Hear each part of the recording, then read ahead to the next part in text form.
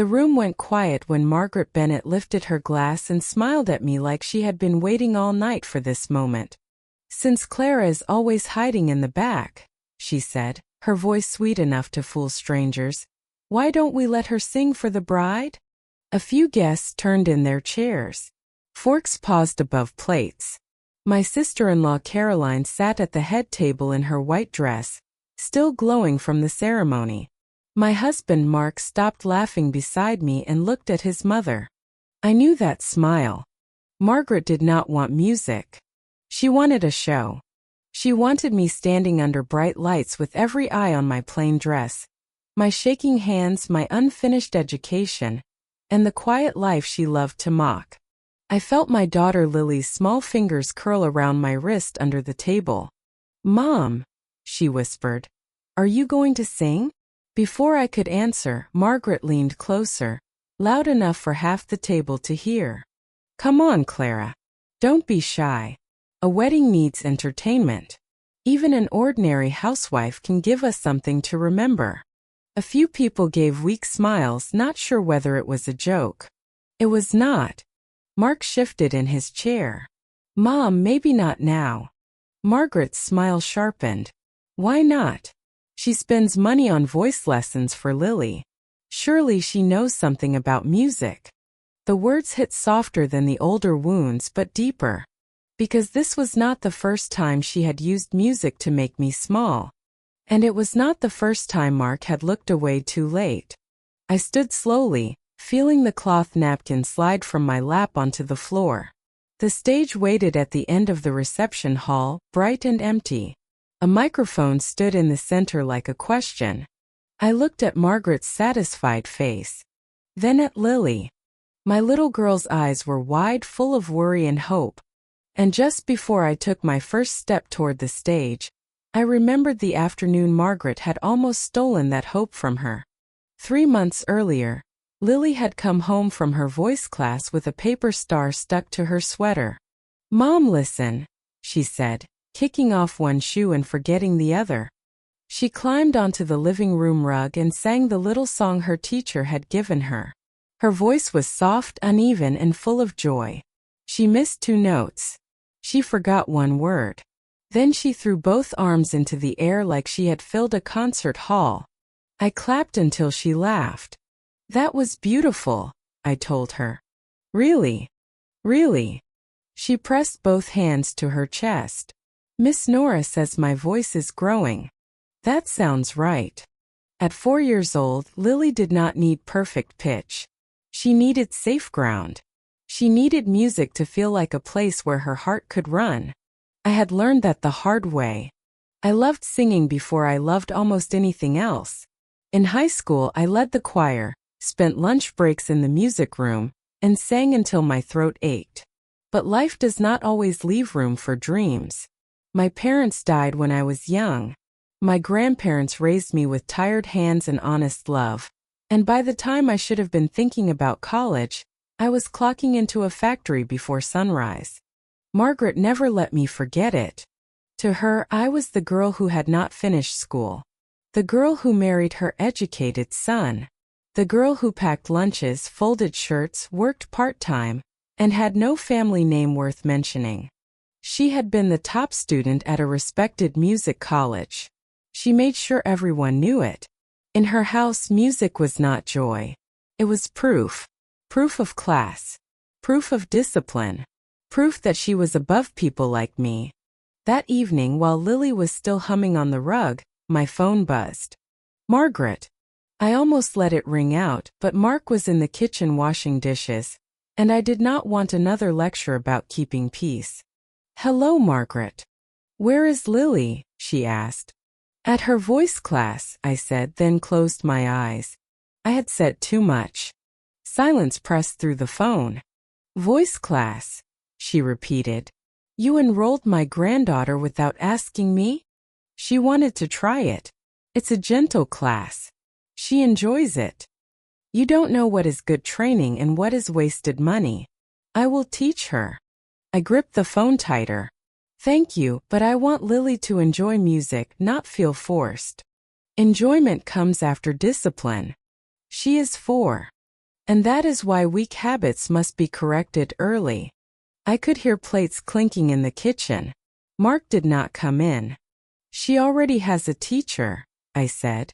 And she likes her. Margaret let out a small laugh. Of course she likes her. Children like people who praise every mistake. The call ended before I could answer. For a few weeks nothing happened. Lily went to class, came home with little songs, and asked me to sing with her while I made dinner. I thought Margaret had found a new subject to complain about. Then she came over on a Saturday. She arrived with a small box of cookies for Lily and a tight smile for me. Mark hugged her at the door. Lily ran into her arms, happy as always, because children do not see pride until it hurts them. "Grandma, I can sing better now," Lily said. "Can you?" Margaret asked, sitting on the sofa. "Then sing for me." I felt my stomach tighten. "Maybe after lunch," I said. She just had a busy morning. Margaret did not look at me. "Lily dear, Grandma is listening." Lily stood by the coffee table and sang the same song she had performed for me days earlier. Her hands twisted in her dress. Her first note came out too quiet, but then she found her courage. When she finished, she looked straight at Margaret. For 1 second I hoped. Margaret clapped twice. "You practiced." Lily smiled. I breathed again. Later, after lunch, Lily fell asleep on the sofa with her head against my leg. I carried her upstairs and tucked her into bed. When I returned, Margaret was standing near the piano mark kept by the window. Her fingers rested on the closed lid. "That was poor," she said. I stopped in the doorway. Mark looked down at his coffee. "She is a child," I said. "She is being taught badly. Her breath is weak. Her pitch moves. Her mouth shape is lazy." Margaret turned toward me. "That class is useless. Lily likes it. Children like candy too. That does not make it good for them." I looked at Mark. "Say something." He rubbed his forehead. "Mom knows music, Clara." The room seemed to narrow. Margaret's smile came back. "Exactly. I will teach her from now on." "No," I said. Mark lifted his eyes. "Maybe just for a little while." I stared at him. He looked guilty before the damage was even done. "You know how Mom trained me and Caroline," he said. "We both learned discipline. Maybe Lily needs that. Lily needs to love what she is learning." Margaret made a soft sound, almost a laugh. "Love without standards makes lazy children." My voice lowered. "This is not about Lily. This is about you needing control." Her eyes cooled. "Be careful, Clara. Your lack of education is showing." Mark stood. "Mom, enough." But he still did not say no. That was the part one remembered most. Not Margaret's insult. Mark's silence after it. By the end of that evening, the decision had been made over my objections. Lily would stop her class for a short trial, and Margaret would teach her at our house. That night Mark apologized. "I thought Mom would be softer with Lily," he said. I folded Lily's small sweater and placed it in the drawer. "You thought wrong." "I'm sorry." I did not answer. The next day I told Lily. She sat at the kitchen table with cereal going soft in her bowl. "So I don't go to Miss Nora today?" she asked. "Not today. Grandma will teach me?" "For a little while." Her spoon rested in her hand. Did I do bad? The question broke something in me. I knelt beside her chair. "No. You did nothing bad." "Then why do I have to stop?" "Because adults are cowards sometimes. Because your father wanted peace. Because your grandmother loves being right more than she loves listening." I could not say any of that. I touched her cheek. "We're going to try it. But if you don't like it, you tell me." She nodded, but her morning smile never came back. Margaret arrived at noon with sheet music under one arm and a proud look on her face. She kissed Lily's forehead, then opened the piano without asking. "Stand straight," she said. feet together, shoulders down. At first her voice stayed calm. Then Lily missed a note. No. Again. Lily tried again. Wrong. Listen before you sing. Another try. Your mouth is too tight. Again. After 30 minutes, Lily's cheeks had turned red. After 1 hour, she stopped looking at Margaret and looked only at the carpet. After 2 hours, her little voice had no joy left in it. I stepped in. Margaret, she needs a break. She needs focus. She is tired. She is spoiled. My hands curled at my sides. We agreed you would not push her. Margaret did not even turn around. And I agreed to teach, not babysit feelings. Lily flinched. That was enough. Lesson is over, I said. Margaret finally faced me. You are interrupting progress. No. I am stopping harm. Mark came in from the hallway, drawn by the raised voices. He saw Lily's wet eyes and went pale. Mom, he said quietly, maybe that's enough for today. Margaret closed the music book with sharp hands. Fine. But talent does not grow in weak soil. She left 10 minutes later. Lily stayed in the piano room long after the door shut behind her grandmother. She sat on the bench, legs hanging, fingers still folded in her lap. I sat beside her. She whispered, I don't want to sing anymore. I stared at the closed piano. Margaret had not just corrected notes. She had put fear inside a song. The week that followed was worse. Margaret came back twice. Each time Lily grew smaller. She stopped humming while coloring. She stopped asking me to sing while I cooked. Her paper stars from voice class stayed in a drawer. On Friday night, I found her sitting on her bed with her old class folder open. Do you miss Miss Nora? I asked. Lily nodded. Do you miss singing? She thought for a long moment. I miss how it felt there. I sat beside her. How did it feel? Like I could try. I pulled her close and kissed her hair. The next morning I called Margaret. Lily is going back to her voice class, I said. A cold pause followed. So she cried and you gave in? No. She told the truth and I listened. She is weak because you raised her that way. She is 4, Margaret. She does not need to be hardened. She needs to be guided. You are making a mistake. Maybe, I said. But it will be my mistake as her mother, not yours. Margaret's voice lowered. You will regret speaking to me like this. I looked through the kitchen doorway at Lily, who was placing her paper stars back into her folder. No, I said. I won't. I hung up. For the first time in years, I did not shake after standing up to her. 2 weeks later, Mark came home with careful eyes. My sister called, he said. Caroline wants music at the wedding reception. That sounds nice. She wants me to play. Maybe 2 people from my old band. I nodded. And she asked if you would sing. My hand paused over the laundry basket. Me. She remembers you singing once years ago. She said your voice was warm. I almost smiled. Then Mark looked away. What else? She asked Mom too. Of course she had. The wedding became a quiet storm waiting in the distance. Margaret acted pleased when the plan was mentioned, but I could see the irritation under her face. She did not want to share a stage with me. Sharing meant comparison. Comparison meant risk. I asked her twice if she wanted to practice. Both times she waved me away.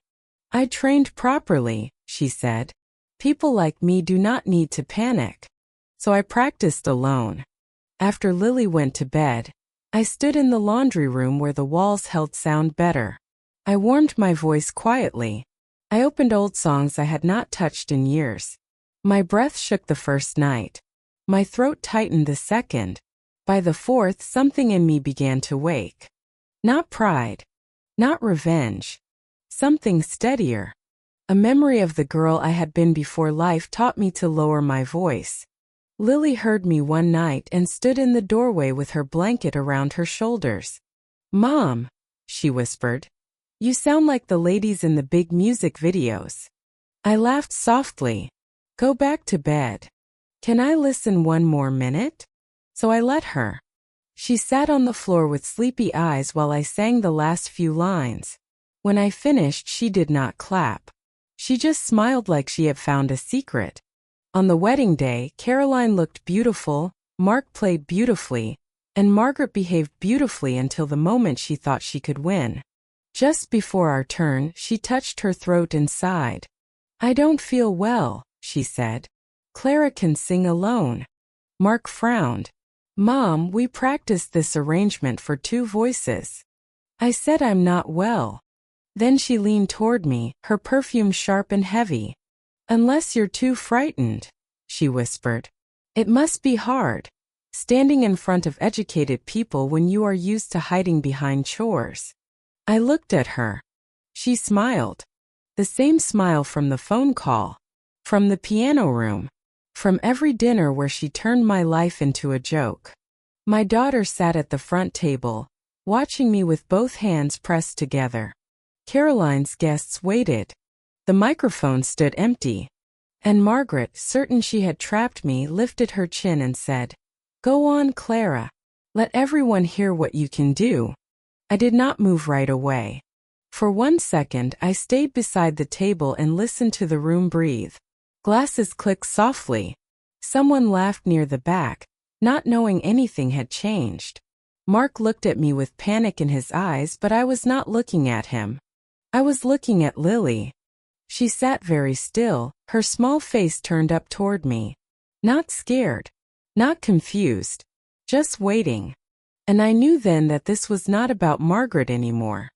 This was about the first time my daughter would see what a woman did when someone tried to make her feel small. I stepped away from the table and walked toward the stage. The lights were warmer than I expected. They touched my face, my hands, the simple bracelet Lily had made for me with plastic beads. I stood behind the microphone and looked out at the reception hall. Caroline was smiling kindly, unaware of the cruelty that had pushed me there. Margaret sat with her back straight, one hand at her throat, pretending weakness while her eyes stayed sharp. I adjusted the microphone.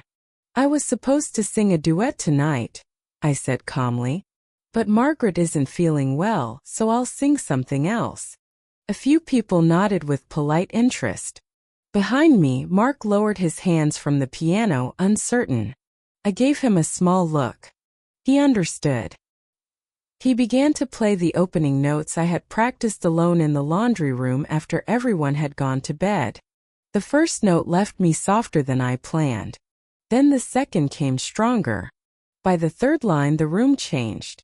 The low talking stopped. A waiter froze near the wall with a tray in his hands. Caroline's smile faded into surprise. Mark's shoulders loosened at the piano as he followed me, note for note, like he had suddenly remembered who I was before years of family silence covered me. I did not sing loudly to prove anything. I did not force the song. I let it rise. All the old hours came back to me. The high school music room. My choir folder with bent corners. My grandparents sitting in the second row at a school concert. Tired from work but clapping like I had given them a gift. The factory mornings when I hummed under my breath just to stay awake. The nights after Lily was born when I sang her to sleep, even when my own heart felt empty. I sang for all of that. Not for Margaret. Not for revenge. For the part of myself I had allowed other people to bury. When the final note held in the air, no one moved. Then the applause came all at once. People stood.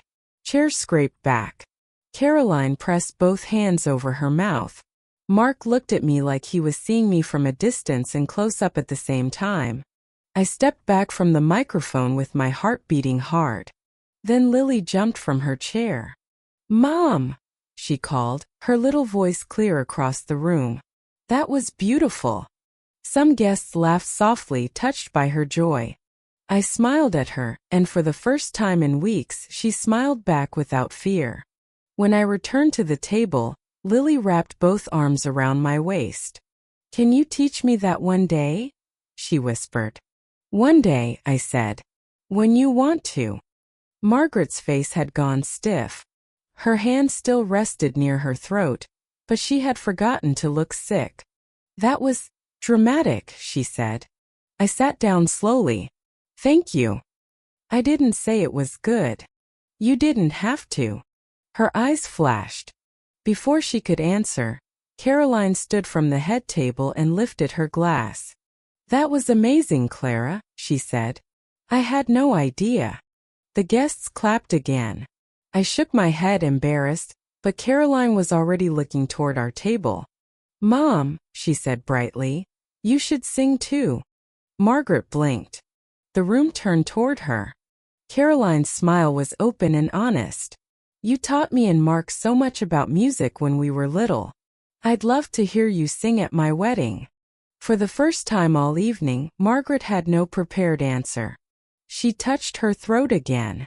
"I told you I'm not feeling well." A woman from the next table leaned forward. "Just a little song. We heard you went to a wonderful music college." Another guest smiled. "Yes, please. After Clara, this family clearly has talent." Margaret's cheeks darkened. She looked at Mark, expecting him to save her. Mark looked down. Then he looked at Lily, who was still holding my hand. He said nothing. I could have helped Margaret. I could have stood and told everyone she truly felt ill. I could have protected her from the same kind of public pressure she had placed on me. But I remembered Lily on the piano bench, staring at the carpet. I remembered her saying, "I don't want to sing anymore." So I stayed silent. Margaret rose with a tight smile. "If everyone insists," she said. Her voice shook on the word everyone. She walked to the stage like a queen walking through a room she no longer owned. She lifted the microphone with stiff fingers and gave the pianist a song title. It was a simple piece, one any trained singer should have handled easily. The first note came out then. The second slipped. By the fourth line, even kind people could not hide their faces. No one laughed. That almost made it worse. The room filled with careful silence, the kind people use when they are trying not to embarrass someone. Margaret pushed harder and the song pushed back. Her pitch wandered. Her breath broke in strange places. Her eyes moved across the guests as if she were searching for someone to blame. I looked at Caroline. Her face had fallen. Not with shame. With sadness. This was not what she wanted. She had asked for her mother's voice because she loved her, because she believed all those years of strict lessons had come from skill. She had not known Margaret's pride was built more on a certificate than on courage. When the song ended, the applause was gentle and short. Margaret stepped down from the stage with her face burning. She reached our table and leaned close to me. "This is your fault," she hissed. I turned my glass slowly between my fingers. "My fault?" If you had sung normally, Caroline would never have asked me. She asked because she loves you. She did it to humiliate me. "No," I said quietly. "That is what you do." Her mouth tightened. For a moment I thought she might shout. Instead, she sat down and stared straight ahead while the reception moved on around us. Caroline cut the cake. Mark played one more soft song. Guests danced. People smiled. But something had shifted, and everyone at our table felt it. Margaret had spent years using music like a locked gate. That night, the key slipped from her hand. 2 days later, she came to our house without calling.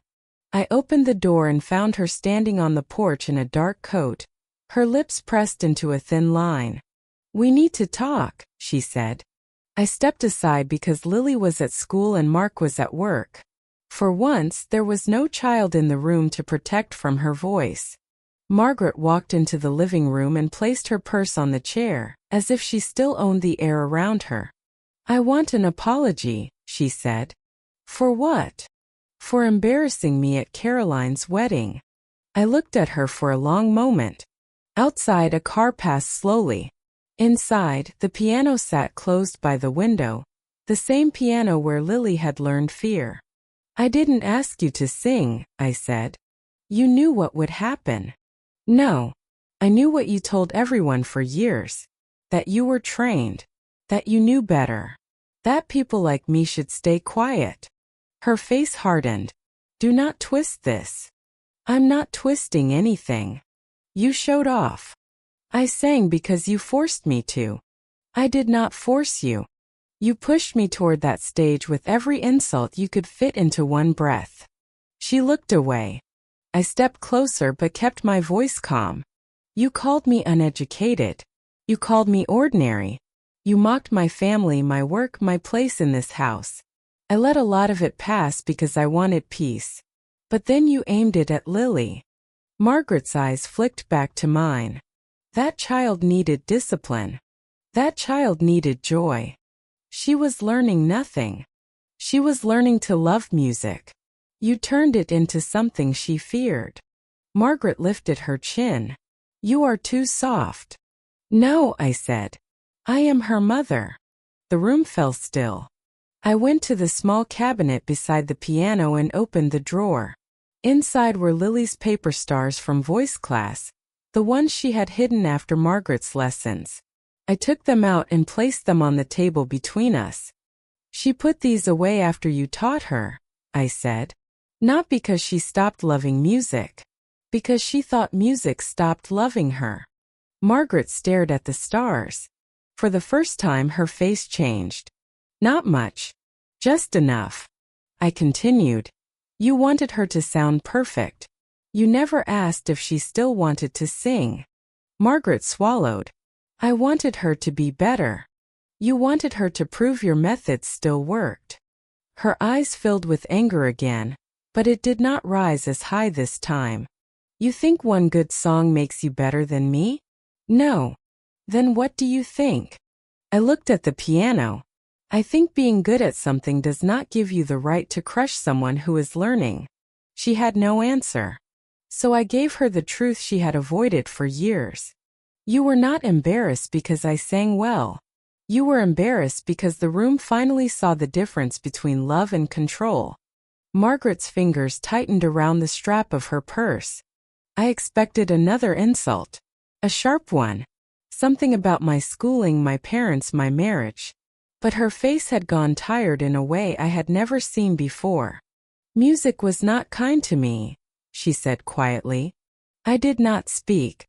"My teachers were hard. My mother was harder. If I missed a note, I heard about it for days. When I graduated at the top, I thought that meant the pain had been worth something." "It was worth something," I said. "But it didn't have to be passed down." Her mouth trembled once before she forced it still. "I don't know how to teach gently." "Then don't teach until you learn." The words were firm but not cruel. Margaret looked at the paper stars again. "I heard Lily call your singing beautiful," she said. She meant it. "I know." The room softened around that admission. I picked up the stars and placed them back in the drawer. "I won't keep you away from Lily," I said. "But I will keep that fear away from her. If you speak to her like that again, the lessons, the visits, all of it stops. No debate. No second chance." Margaret nodded once. It was small, but it was real. When Mark came home that evening, I told him everything. He sat at the kitchen table with his hands folded, ashamed before I finished. "I should have stopped her," he said. "Yes," I answered. He looked up. I did not soften it for him. "You wanted peace so badly that you handed Lily's joy to the person who hurt yours." His eyes reddened. "My mother trained me the same way," he said. "I thought I had turned out fine." "Did you?" He looked toward the piano. For a long time he said nothing. Then he whispered, "No."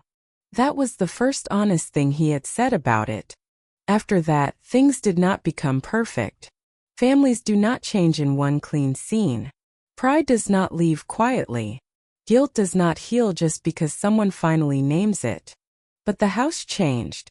Lily went back to Miss Nora's class. The first week she sang softly. The second week she asked me to practice with her again. By the third, her paper stars were back on the refrigerator, bright and crooked under a little magnet shaped like a bird. Margaret did not visit for almost a month. When she finally came, she stood near the doorway while Lily practiced a new song in the living room. I watched her carefully, ready to end the visit at the first sharp word. Lily missed a note and glanced at her grandmother. The old Margaret would have corrected her like a judge. This Margaret took a slow breath. "That part is tricky," she said. "May I show you a small way to make it easier?" Lily looked at me. I nodded once. Margaret sat beside her, not above her. She sang the line softly, then let Lily try. When Lily improved, Margaret smiled. "There," she said. "You found it." Lily's face lit up. "I did. You did." It was only one moment, but it mattered. Later, while Lily colored at the table, Margaret stood beside me in the kitchen. "I owe you an apology," she said. I kept drying the cup in my hands. "And Lily," I said. "Yes. And Lily." Her voice was quiet. No performance. No polished pride. "I looked down on you because it made me feel taller," she said. "But at the wedding when you sang I realized something ugly. I had spent years talking about music without loving it anymore." I placed the cup on the shelf. Margaret looked toward Lily. "She still loves it. I don't want to be the reason that changes." For once I believed her. That evening Lily asked all of us to sing with her. Mark played piano. I stood beside Lily. Margaret stood a little behind us at first, unsure where she belonged. Then Lily reached back and pulled her forward. "Grandma, you sing this part." Margaret looked at me. I gave her a small nod. Her voice was not perfect. Mine was not either. Lily missed a word and laughed. Mark played the wrong chord and apologized. No one scolded anyone. No one turned music into a test. For the first time, the song filled the house without fear. And I learned something that stayed with me. Some people spend years trying to prove they are above you. They use titles, money, education, and old victories like walls. But truth has a quiet way of walking into the room. It does not always shout. Sometimes it stands at a microphone. Sometimes it appears in a child's missing smile. Sometimes it waits until the proud person has no one left to blame. I was not powerful because I embarrassed Margaret. I was powerful because I did not let her pain become my daughter's future. And Lily learned that day what I hope she never forgets. A voice grows best where it is safe. And no one who truly loves you will ask you to become smaller just so they can feel strong.